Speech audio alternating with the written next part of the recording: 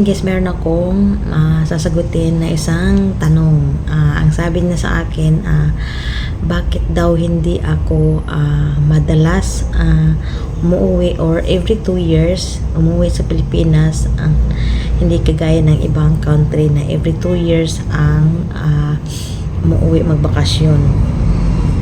Kasi guys, ang Taiwan magkaiba ang rules dito. Hindi kagaya sa ibang country. Ganito ang rules sa Taiwan. Kami guys, lahat ng mga workers dito, mayroon kaming every year leave. Mayroon kaming 7 days leave. So every year sa amo mo, halimbawa naka-1 taon ka sa amo mo, mayroon kang 7 days. Kung hindi mo gagamitin na uuwi, kasi 7 days lang yun ibitin ka, gusto mong cash na lang. Kung magkano yung araw mo, basic, yun ibibigay nila na pera sa'yo 7 days. Pero kung halimbawa ayaw mo namang na pera, gusto mo umuwi, pwede mo namang gamitin yun. Pero siyempre parang ma-excel lang sa atin yung 1 taon kaya another 2 years ka na naman. O halimbawa guys, naka 8 months ka lang sa amo mo, o 10 months, 11 months, so hindi mo ma-avail yung 1 year na 7 days leave. Kailangan 1 year mo makukuha yun. Kung halimbawa naka 2 years ka na, o nasa sayo naman yung hindi mo kukunin, gusto mo uwi, mayroon kang 14 days. So mayroon sa kontrata kasi dito 3 years. So yung 3 years mo maging 21 days kung gustuhin mo, hindi mo kukunin, gusto mong uuwi.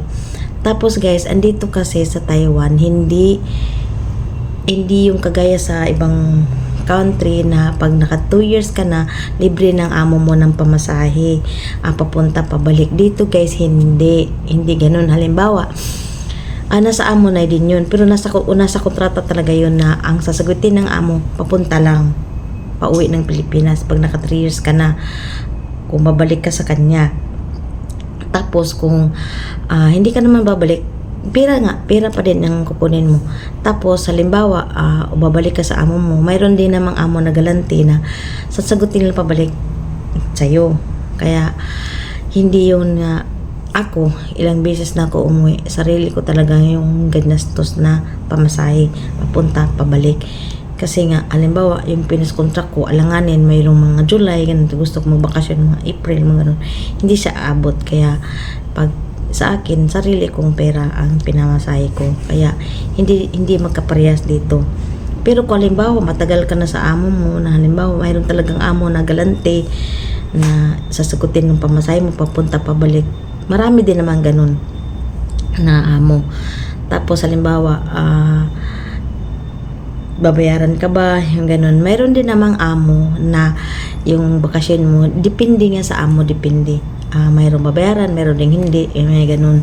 Kasi alam mo naman ang mga Chinese, no work, no pay. Pero mayroon din namang mga employer na kahit wala ka, pabayaran yung mo. Pero hindi kagaya doon sa ibang bansa, ibang mga country na bayad talaga, diba? May ba masay. Kaya hindi ako madalas na umuwi sa Pilipinas kasi sayang din yung pamasahe. Noon kasi mura lang pamasahe. Simula nag-pandemic, mahal ng pamasahe. Nag-times 2 na. Dati, una kong uwi, 2018, gastos ko sa pamasahe. Nasa 8K lang, 8K peso. Ayun. Noon, balik ka na yun. Pero ngayon, mahal na guys. Nasa 20-30 na ang pamasahe. Lalo na pag hindi ka maagang kukuha. Halimbawa, next month ka uwi. Ganun, mas mahal na.